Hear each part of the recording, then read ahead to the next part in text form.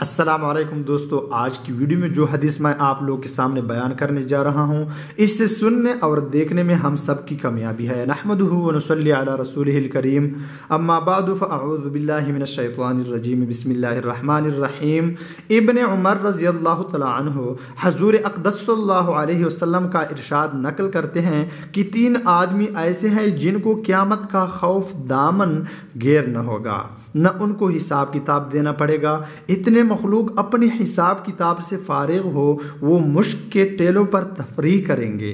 ایک وہ شخص جس نے اللہ کے واسطے قرآن شریف پڑھا اور امامت کی اس طرح کہ مقتدی اس سے راضی رہے۔ دوسرا وہ شخص جو لوگوں کو نماز کے لیے بلاتا ہو صرف اللہ کے واسطے۔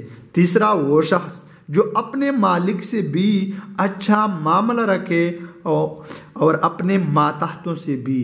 ابن عمر رضی اللہ تعالی عنہ حضور اقدس صلی اللہ علیہ وسلم کا ارشاد نقل کرتے ہیں کہ 3 آدمی ایسے ہیں جن کو قیامت کا خوف دامن گیر نہ ہوگا، نہ ان کو حساب کتاب دینا پڑے گا۔ اتنے مخلوق اپنی حساب کتاب سے فارغ ہو، وہ مشک کے ٹیلوں پر تفریح کریں گے۔ ایک وہ شخص جس نے اللہ کے واسطے قرآن شریف پڑھا اور امامت کی اس طرح کہ مقتدی اس سے راضی رہے۔ دوسرا وہ شخص جو لوگوں کو نماز کے لیے بلاتا ہو صرف اللہ جل شانہ کے واسطے۔ تیسرا وہ شخص جو اپنے مالک سے بھی اچھا معاملہ رکھے اور اپنے ماتحتوں سے بھی۔ قیامت کی سختی، اس کی دہشت، اس کا خوف، اس کی مصیبتیں اور تکالیف ایسی نہیں کہ کسی مسلمان کا دل اس سے خالی ہو یا بے خبر ہو۔ اس دن میں کسی بات کی وجہ سے بے فکری نصیب ہو جائے، یہ بھی لاکھوں نعمتوں سے بڑھ کر اور کروڑوں راحتوں سے مغنم ہے۔ پھر اس کے ساتھ اگر تفریح و تنعم بھی نصیب ہو جائے تو خوش نصیب اس شخص کی جس کو یہ میسر ہو۔ تو دوستو، قیامت کے دن کا خوف ایسے لوگوں کے